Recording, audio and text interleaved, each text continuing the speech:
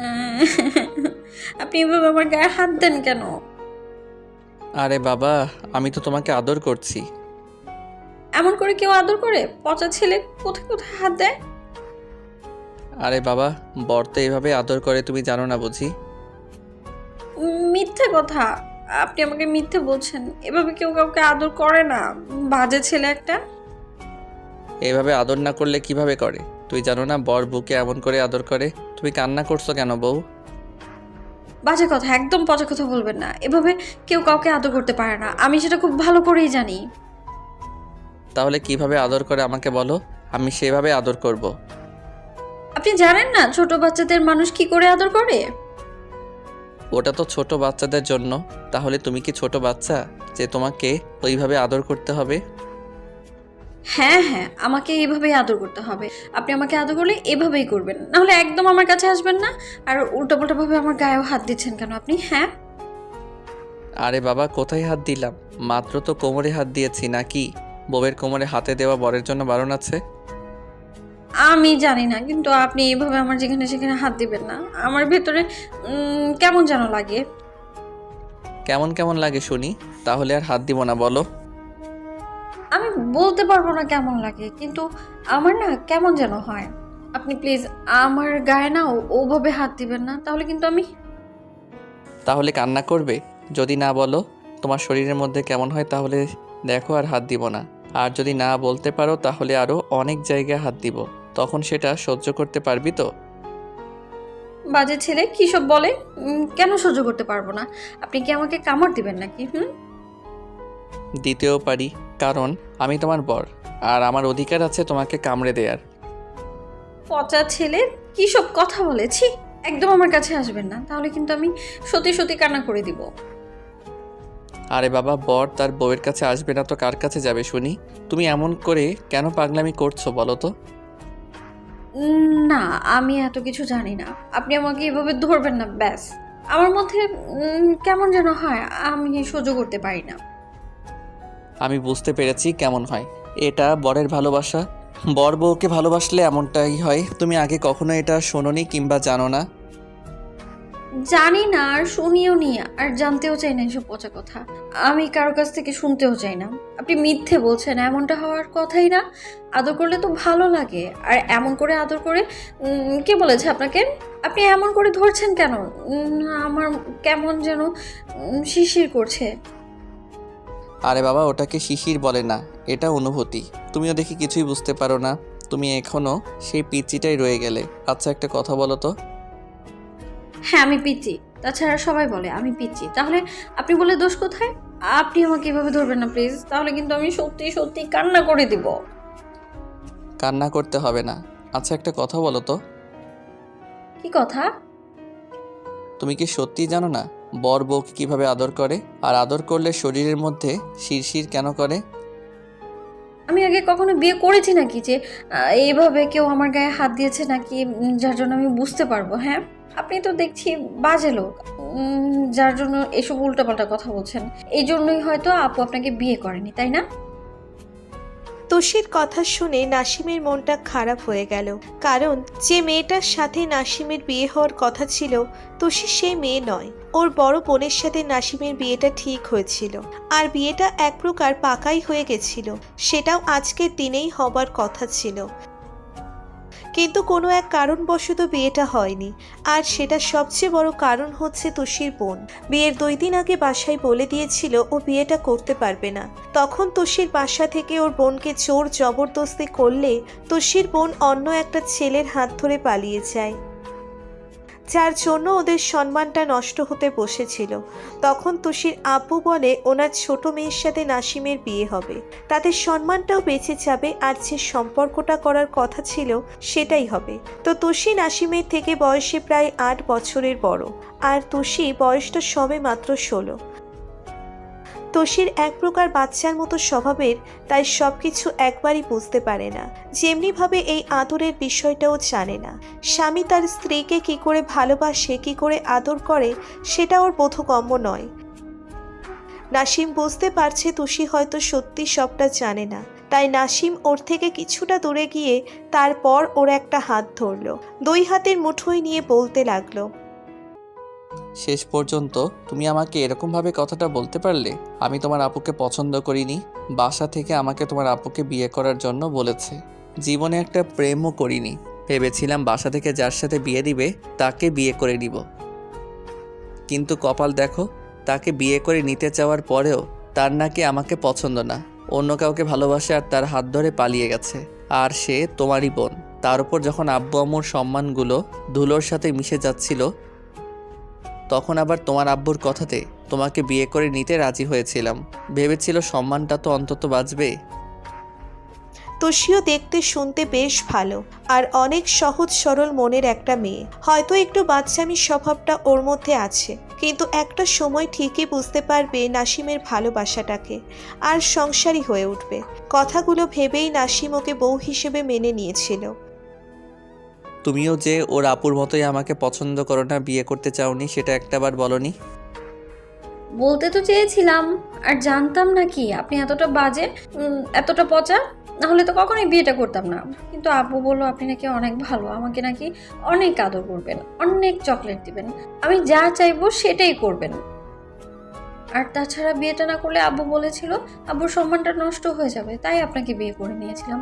আমি জানতাম না কি আপনি এতটা পচা, এমন করে আমার গায়ে হাত দিবেন, আর আমার এমন জায়গায় হাত দিবেন যার জন্য আমার কেমন কেমন লাগবে। আসলে সত্যি আমি অনেক বাজে লোক, জানো তো, না হলে তোমার আপু এভাবে বিয়ের আসর থেকে পালিয়ে যেত না। তোমার কি আমাকে খুব বেশি বাজে মনে হচ্ছে? হ্যাঁ, আপনি বাজে, বাজে না হলে এভাবে আমার গায়ে হাত দিতেন না। কি পচা লোক একটা, ছি। আমি কালকেই বাসায় সবাইকে বলে দিব সবটা। তা কিছুই বলতে হবে না, আমি আর তোমার গায়ে এভাবে হাত দিব না। এখন তুমি ঘুমিয়ে পড়ো, আমি আর তোমার কাছেই আসবো না, কেমন? তুমি ভয় পেও না, তুমি যেটা চাও না আমি সেটা করব না, পিচ্চি। না না, আপনি আমার কাছে আসবেন না, আপনার কাছে থাকলে আমার ভয় লাগে। আপনি আবার ঘুমিয়ে পড়লে কিভাবে আমার গায়ে হাত দিবেন তার ঠিক নেই, তাই প্লিজ আপনি আমার সাথে এক বিছানায় শুবেন না। আরে বাবা, আমি তো বলিনি আমি তোমার সাথে একই বিছানায় থাকবো। তুমি শুয়ে পড়ো, আমি নিচে বিছানা করে শুয়ে পড়ছি, কেমন? নাসিম একটা বালিশ আর চাদর নিয়ে নিচে বিছানা করে শুয়ে পড়ল, আর তুষি কেমন করে যেন ওর দিকে তাকিয়ে রইল। তো বিয়ের সব ফর্মালিটি 4-5 দিনে শেষ হয়ে গেল।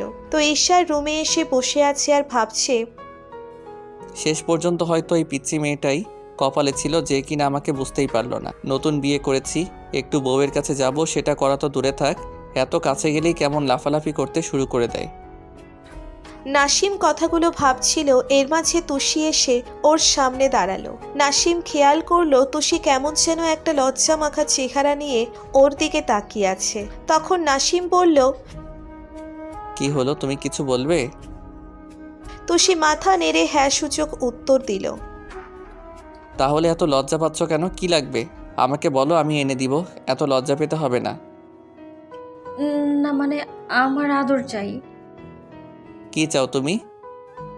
না মানে আম্মুকে বলেছিলাম আপনি সেদিন আমার গায়ে ওভাবে হাত দিয়েছিলেন, তাতে আম্মু বলল এটা নাকি স্বাভাবিক, বর বউকে এমন করেই আদর করে, আমার নাকি আপনার থেকে এমন করে আদর নিতে হবে।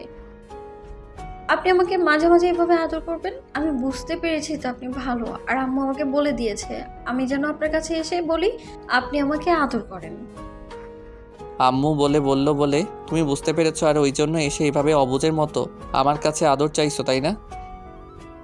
এই না না, আমি একদম এমনটা বলিনি। আম্মু বলল তাই তো আমি আসলাম। আর তাছাড়া আপনিও তো বিয়ের রাতের পর থেকে আর আমার কাছেই আসেন না, আমাকে একবারও কাছে টেনে নেন না। এসব তোমাকে আম্মু শিখিয়ে দিয়েছে, তাই না? এই জন্য এসে উল্টাপাল্টা কথা বলছো। শোনো, এসব কথা বলতে হয় না, আর তুমি তো নিজেই চাও না আমি তোমার কাছে যাই। সেদিন না বললে আমি পচা লোক, বাজে লোক, যার জন্য তোমার আপু আমাকে বিয়ে করেনি, শেষ পর্যন্ত তোমাকে বিয়েটা করতে হয়েছে। তাহলে তুমি বুঝতে পারছো না, আমি যদি তোমাকে টাচ করি তাহলে তোমার খারাপ লাগবে, আর একটা বাজে লোক তোমাকে স্পর্শ করলে তোমার কাছে কেমন লাগবে সেটা তো বুঝতেই পারছো। যেভাবেই করেন, আমি তো বলছি আপনি আমাকে আদর করে দেন, আমি কি বারণ করেছি নাকি? আমি জানি এটা স্বাভাবিক বিষয়, বর বউকে এমন করেই আদর করে, আমি আর কখনো কান্নাকাটি করবো না। দেখেন আমি আর বাধাও দিব না আপনাকে। এটা তোমার মুখের কথা, মনের কথা নয়। আম্মু তোমাকে সবটা শিখিয়ে পড়িয়ে দিয়েছে, ওই জন্য বলছো। শোনো, এত বাচ্চা সাজতে হবে না। তুমি সবটাই বোঝো আর সবটাই জানো, আর একটা সময় আরও বুঝতে পারবে। আমি চাই না কারো ইচ্ছার বিরুদ্ধে তাকে স্পর্শ করতে। অন্য কিছু বলার থাকলে বলো। তার মানে আপনি আমাকে আদর করবেন না, তাই তো? একটুও ভালোবাসবেন না, তাই তো? না, আপাতত এখন অন্তত নয়, কারণ তুমি এখন বুঝতে পারছো না স্বামীর ভালোবাসাটা কেমন হয়। নাসিম তুষিরকে রেখে রুম থেকে বেরিয়ে যায়। এভাবে প্রায় 6টা মাস কেটে গেল, কিন্তু তুষি যেন নাসিমের থেকে দূর থাকতে পারলেই বাঁচে।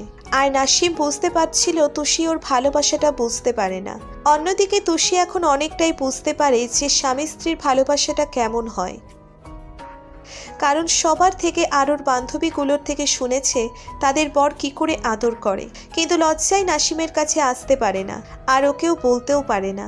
অন্যদিকে নাসিম 6টা মাসে তুষিকে অনেক বেশি ভালোবেসে ফেলেছে। তাছাড়া একই সাথে থাকতে থাকতে ভালোবাসাটা হয়ে যায়। আর তুষির দুষ্টুমির স্বভাবটা নাসিমের কাছে অনেক বেশি ভালো লাগে। তুষির সারাটা দিন বাসাটাকে মাতিয়ে রাখে, আর আব্বু আম্মু ওকে পেয়ে অনেক খুশি, ওরা অনেক হ্যাপি। কিন্তু মাঝে মাঝে নাসিমকে ওরা জিজ্ঞেস করে ওদের বেবি হবে কবে। কিছু বলতে পারে না নাসিম, শুধু আব্বু আম্মুকে কিছু একটা বলে কাটিয়ে দেয়। প্রত্যেক দিনের মধ্যে আজকেও খাবার টেবিলে আম্মুর সেই একই প্রশ্ন। তুষি নাসিমের থেকে কিছুটা দূরে দাঁড়িয়ে হাত কচলে যাচ্ছে। তখন আম্মু নাসিমকে উদ্দেশ্য করে বলতে লাগলো, আব্বু, একটা কথা বলবো? হ্যাঁ বলো। আমার কাছে কথা বলতে তোমাকে আবার পারমিশন নিতে হবে?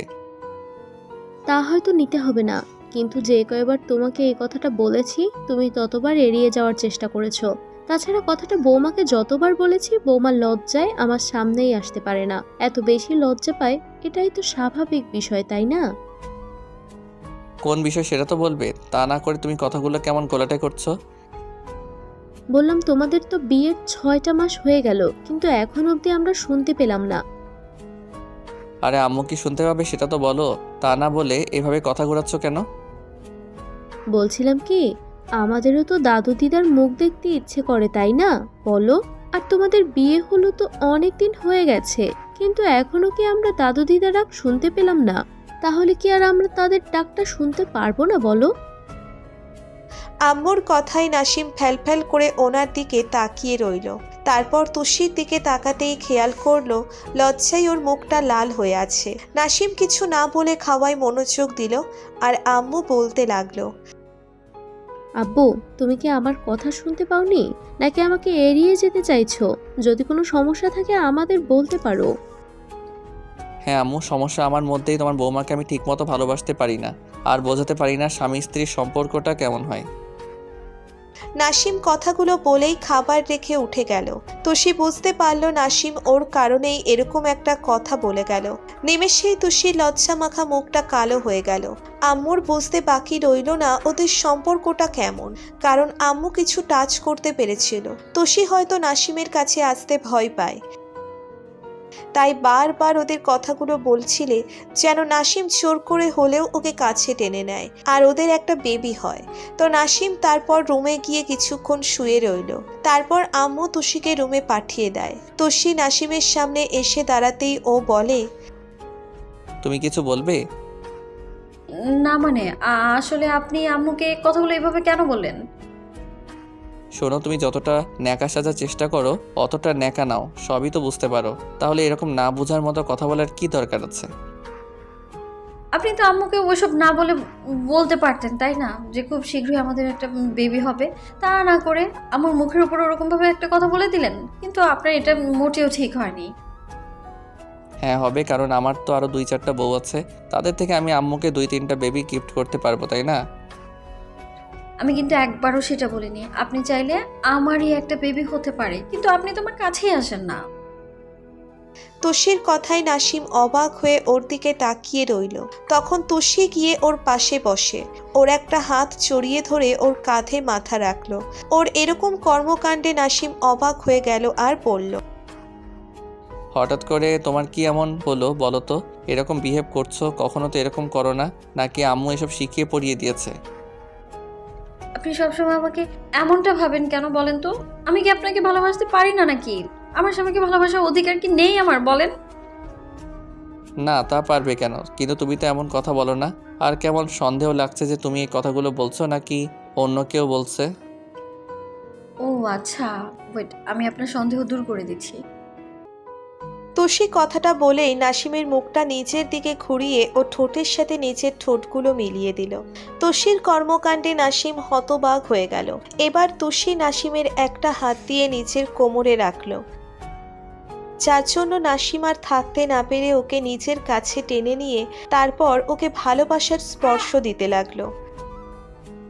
আমাদের ভিডিওটি কেমন লেগেছে তা কমেন্ট করে জানাতে ভুলবেন না। আর ভিডিওটি যদি ভালো লেগে থাকে তাহলে একটি লাইক করুন আর সাবস্ক্রাইব করে আমাদের পাশেই থাকুন। ধন্যবাদ সবাইকে আমাদের পাশে থাকার জন্য। আল্লাহ হাফেজ।